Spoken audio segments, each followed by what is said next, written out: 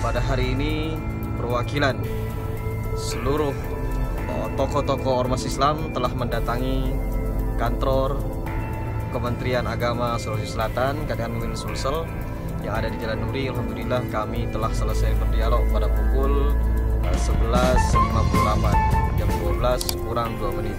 Kesimpulan dialog tersebut bahwa perwakilan daripada Kanwil Kemenak Sulawesi Selatan yang diwakili oleh Bapak Kaswat, ya, beliau berjanji bahwa surat tersebut akan dicabut melalui proses administrasi. Walaupun hasil dari dialog tadi bahwa surat himbauan dari Kanwil Kemenak Sulawesi Selatan telah dicabut secara lisan, namun umat Islam masih tetap menunggu bukti secara administrasinya. Karena surat tersebut juga keluar melalui proses administrasi, maka dicabut harus melalui proses administrasi.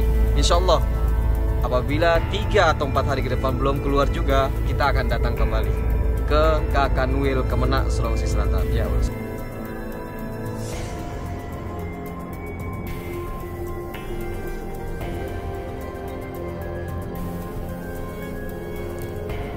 ramai-ramai instruksi Kanwil Kemenak Sulawesi Selatan agar memasang spanduk Selamat Hari Natal memicu adanya polemik.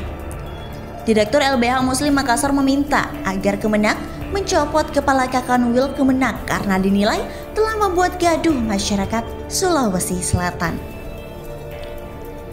Dilansir dari fifa.co.id, Direktur Lembaga Bantuan Hukum atau LBH Muslim Makassar, Abdullah Mahir meminta Menteri Agama Yakut Holil Koumas segera mencopot Kepala Kantor Wilayah Kementerian Agama Sulawesi Selatan Haironi. Dia menganggap Haironi telah menyebabkan kegaduhan di tengah kondusifnya nuansa keumatan di Sulawesi Selatan. Maka dari itu, untuk menjaga kondisi yang kondusif di Sulsel, maka Kemenak Sulsel harus dicopot karena sudah bikin gaduh, kata Abdullah pada Kamis 16 Desember 2021.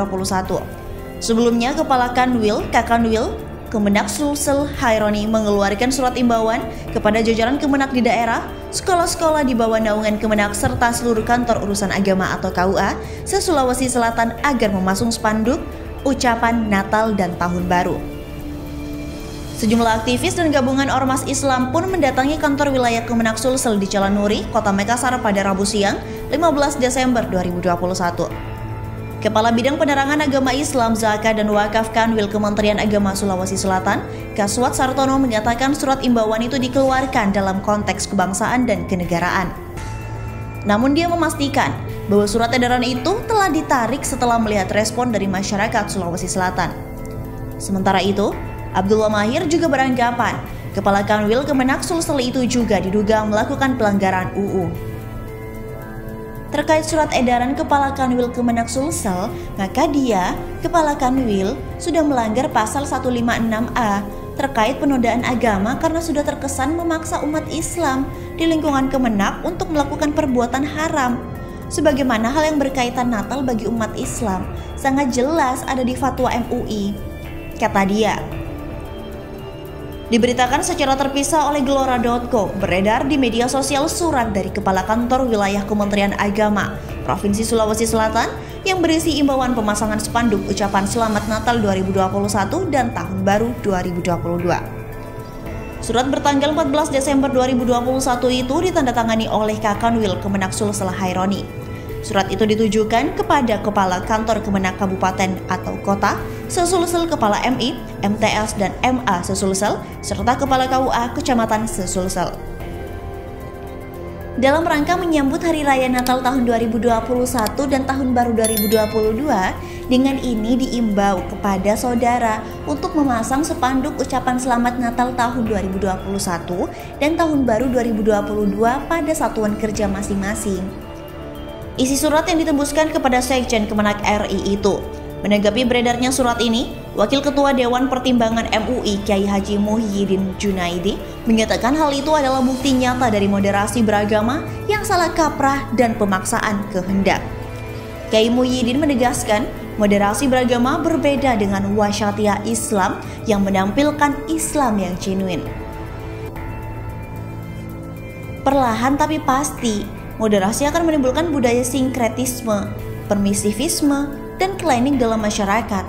kata Kiai Muhyiddin dalam pernyataannya pada Selasa 14 Desember 2021.